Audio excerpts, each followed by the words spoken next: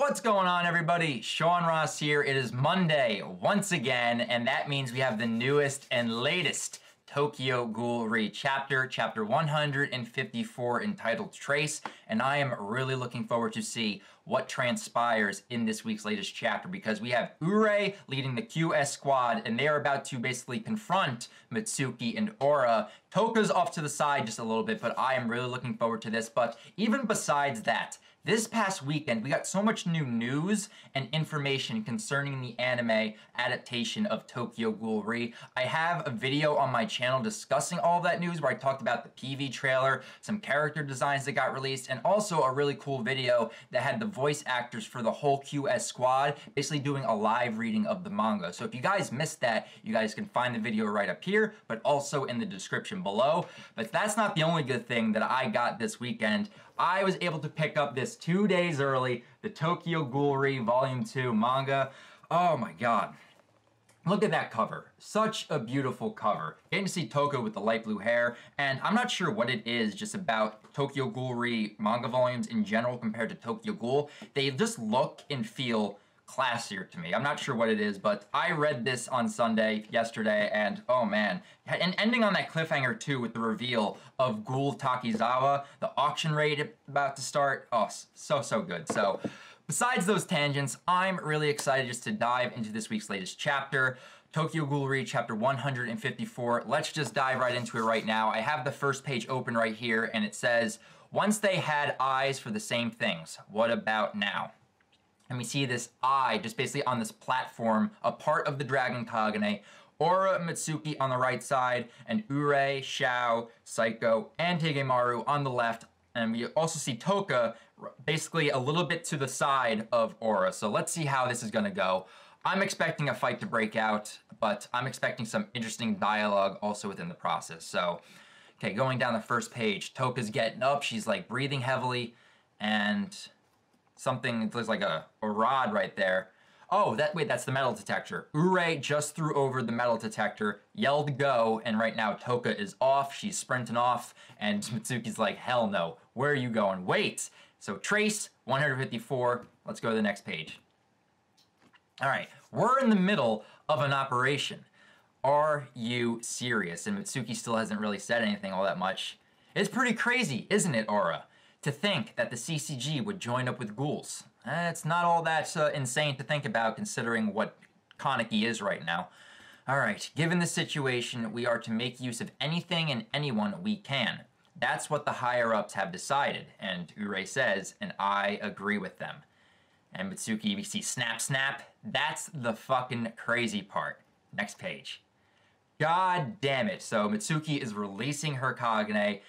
Very short-lived piece right now, but we're about to have the confrontation start between the QS squad. This is going to be awesome. I really can't wait to see what transpires with this. Someone just dove out of the way. In their mind, they're saying, crap. Hsiao, Higemaru, yes, I'm leaving Aura to you. Roger.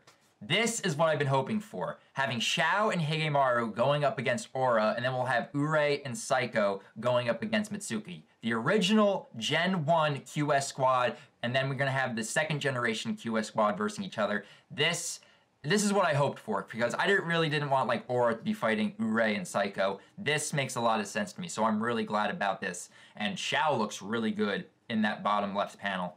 Next page. Okay.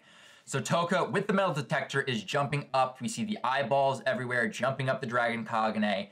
Toka, little panel on the side right there. And we have Hsiao, Higemaru, and Aura just basically running around the Dragon Kagane. The fight has begun. Next page. Dodging, jumping, flipping, doing a whole bunch of crazy stuff. Higemaru, I think, just threw some Kaganes at him. He blocked it with his, so this I could see pretty much being an even match with Aura, Higemaru, and Hsiao, but out of all of them, I think it's going to come down to Hsiao and Aura versus each other. I honestly don't think Higemaru is honestly all that strong, but Hsiao, don't mess with Hsiao because she is fierce. She could whip your ass. So let's go to the next page. Okay, here she comes. And I've noticed this too, also, just to bring it up. Ishida loves ass shots with Hsiao. I'm not sure what it is, but whenever we see Hsiao in combat, her ass is very prominent. It's just a funny thing I noticed. I'm not complaining, it's just something I have noticed. So she came in, just basically launched herself and just kicked him right to the ground. And he's like, Puma!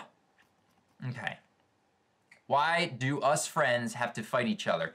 Higemaru, using his Kagane, strikes Aura. Basically, it looks like he almost impaled him, but, you know, it's just the impact of it. He's just sliding across the ground.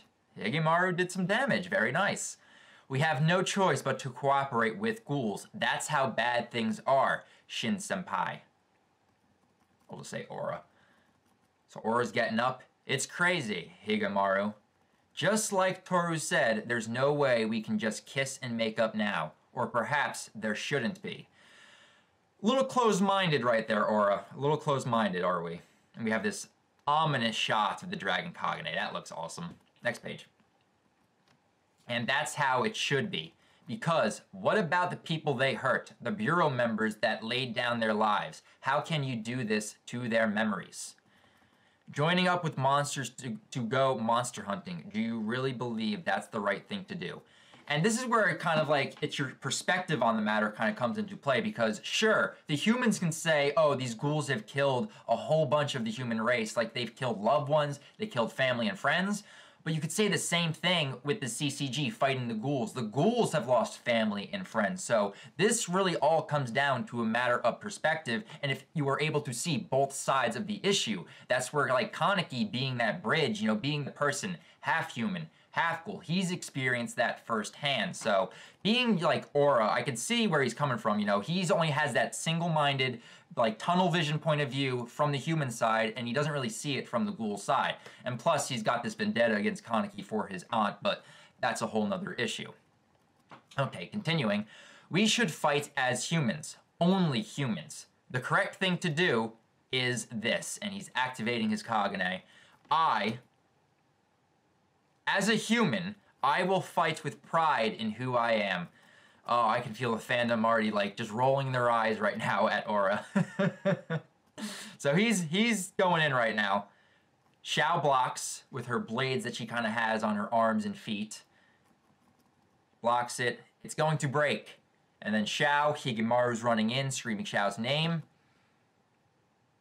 And he basically takes the place, pushes Aura back. Oh my god, Hsiao, her splits. And again, another ass shot. So he comes in right to the neck. Ooh, that's a nice shot right there. So hit him right on the neck, like judo chop with the leg to his neck and shoulder. You can see Aura grimacing right there. Falling down.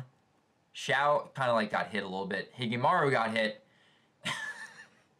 Did Aura just hit Hsiao, kick Hsiao in the boob? Oh my god. She just got kicked in the breast. Alright then. That happened. So it's pretty much an even match right here, which I kind of expected. So they're all falling back a little bit.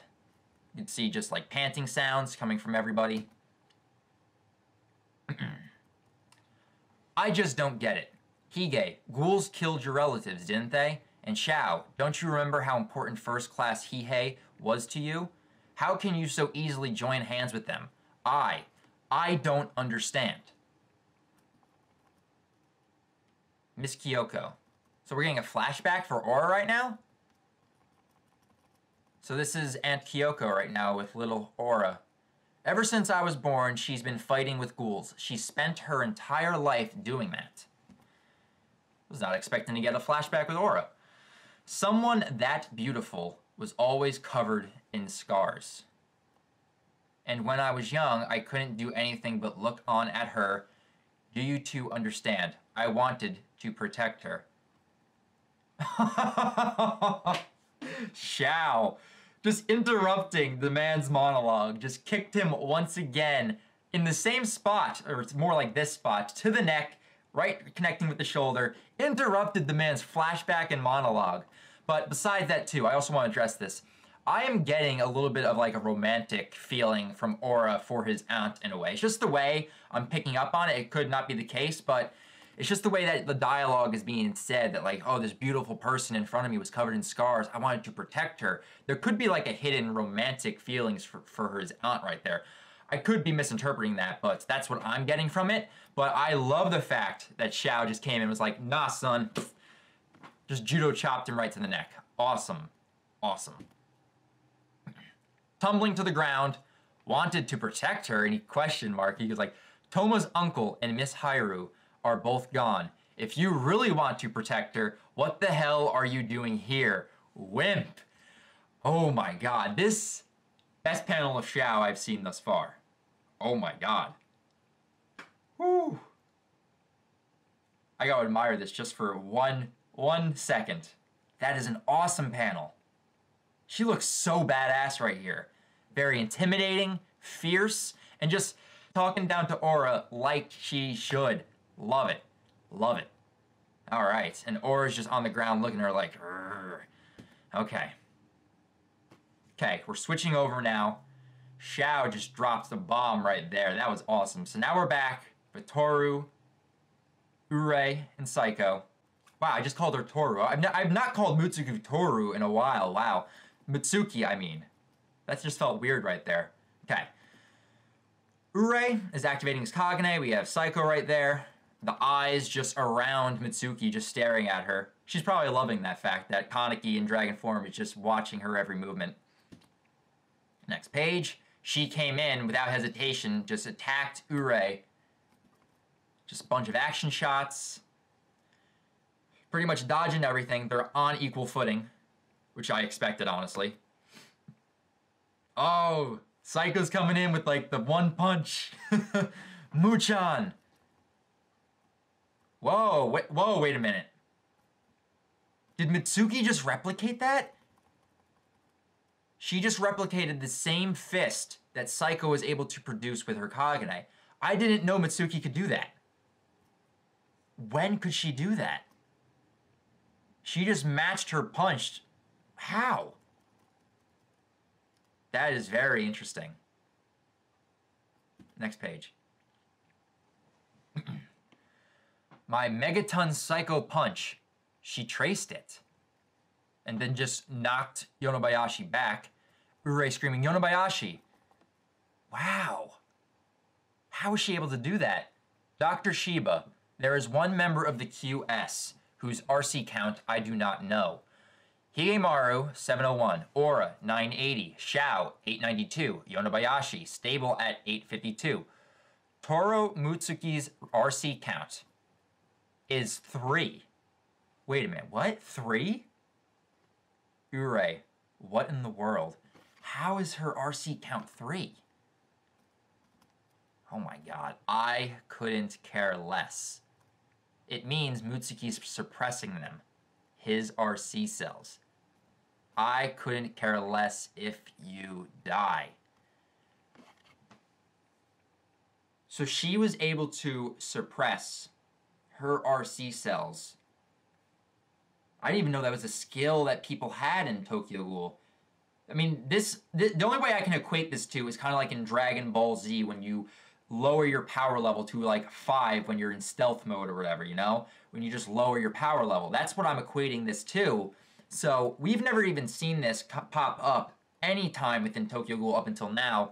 But Mitsuki's RC count has been a mystery really ever since coming back from Rue Island and Mitsuki's torture under Torso. It's been this mystery. Ishida's always pulled away whenever that topic got brought up. It was always like, right as soon as it was about to get revealed, we cut away. But we just got the reveal that it's 3. She can suppress her RC cell count. But not only that, what I'm even more impressed about is that she's able to produce the fists, the hands, the same way that Saiko is able to. And we kind of knew that Saiko had like this very imaginative imagination, you know, from reading anime, manga, video games, and such. But this is crazy for Mitsuki right here. And not even to mention this last panel of just the Kagane stretching out from her back and all of the eyes coming out of it. And we already knew, too, coming back from Torso, that she was a changed person. You know, she was most likely eating people, consuming them. And we know that her RC cell count was rising, but it makes sense too that in order to avoid the CCG finding out about her, you know, going through these massive changes and going around killing people, that she would find a way to, you know, conceal her RC cell count. So I really hope that we get an explanation from Ishida, you know, in the next 2 weeks, because next week we're not going to have a Tokyo Ghoul chapter. We're going to have to wait 2 weeks until chapter 155. But I'm hoping that in the next coming chapters, we kind of have like a flashback or something that explains just how Mitsuki is able to suppress her RC cell count. But I love this last panel. I know that so many people right now are going to either comment or just talking about this chapter saying like, oh, fuck Aura, fuck Mutsuki. But Aura I could really not care about right now. I understand why people hate him, but Mitsuki, this just made it so much more interesting for me. I want to know more.